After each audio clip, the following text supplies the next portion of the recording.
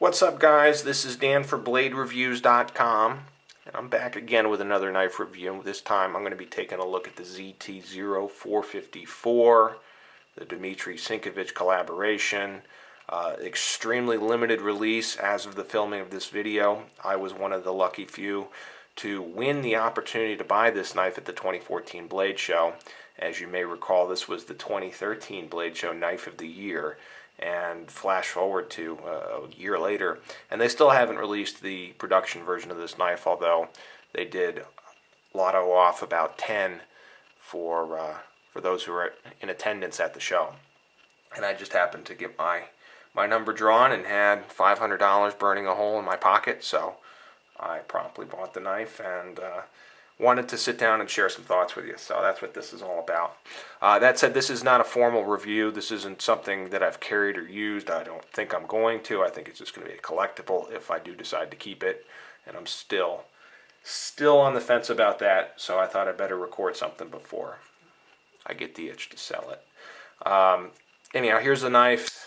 Here it is next to my 0560, and for a little size comparison purposes, it is a big knife. It's got an overall length of 4.1 inches, or excuse me, an overall length of 9.5 inches approximately. It's got a blade length of 4.1 inches. The weight on this is a mere 4.1 ounces, excuse me, which is phenomenal. Just an amazing knife if you had the opportunity to handle one of these at Blade or wherever else they had these on display. Very lightweight, just a beautiful knife. Man, I am really excited about this one, so I wanted to give you an up-close and personal look at it. Let's talk a little bit about the blade here, which is just a really sleek, modified drop point design.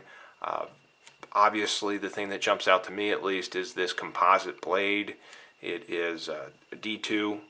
Those are the darkened sections with 12C28N running through it. Brazed together with copper brazing, which is really fine, and you may not be able to really pick up on this camera. That said, they did a beautiful job with it. I love the blade shape. I love the composite blade.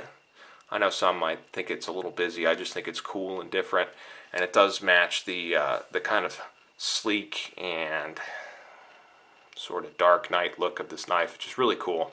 Just a really badass piece. So the blade is beautiful. The handle is carbon fiber with titanium accents to it. The subframe lock is titanium. The backspacer is titanium. The pocket clip's titanium. I believe the pivot's stainless steel. I didn't take a magnet to it.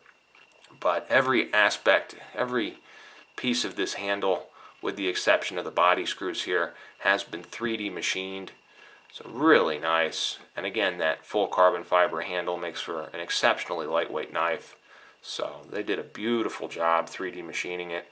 Smooth, really pretty grain to the carbon fiber. The little accents here are nicely done. The subframe lock has been beautifully milled out, and everything has been put together with great precision and care. So very nice handle. Ergonomically speaking, you've got a large knife here. It's going to fit even larger hands like mine pretty well. I take a size large glove, so there you can see it does have these kind of finger grooves there that channel your fingers, but still comfortable knife, although I can't say I've used it hard ever. There is a little bit of jimping on top. It is relatively smooth. I mean, certainly you can get a good grip on there, but it's not going to tear your thumb up under any kind of hard cutting, which I like, and it blends in nicely with the knife. It suits the knife well. Moving back to the pocket clip, like I said before, it's a 3D machined piece of titanium. It looks like something more off of a Shirogorov, which the designer Dmitry Sienkiewicz has also collaborated with Shirogorov quite a bit. And it's just a beautiful clip. Really stiff action there on that. Good spring, and nicely done.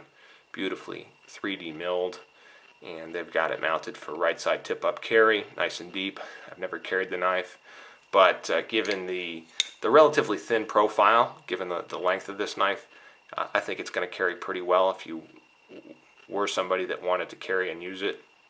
That said, I'm not speaking from any practical experience here. let's talk a little bit about the action. And the action on this knife is just phenomenal. It's just mind-blowing, really. It fires out like a rocket.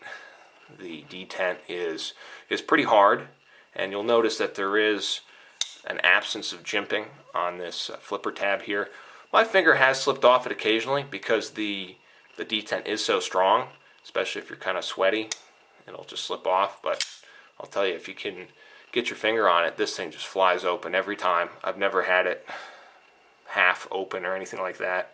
Either it's everything or nothing with the 454. So definitely the nicest flipper in my collection, the nicest production flipper I've ever handled. And I have handled a number of them. So really, really nice knife. The lockup is early. There's no stick to it. It does have a stainless steel insert here, which also doubles as a lock bar over travel stop, as you can see there. Similar to the Spyderco Domino if you have one of those. So it's a nice, elegant way to keep the lock bar from being overextended. I love the oversized hardware, pivot screws here. Mine did come a little bit loose. I don't think they were Loctited, and it kept backing out. The screws did when I was playing with it at Blade Show. And I would, the screws were so large that you could tighten them by hand. And the knife did loosen up quite a bit. But when I got home, I used my Torx wrench or Torx driver and sort of secured them down a little bit, and I haven't had any issues since. So that's nice to see. Centering on mine is pretty good. It's not 100%. I bet you I could tune it if I loosened it up and played around with it. But certainly came centered when I got it. And like I said, fires like a rocket.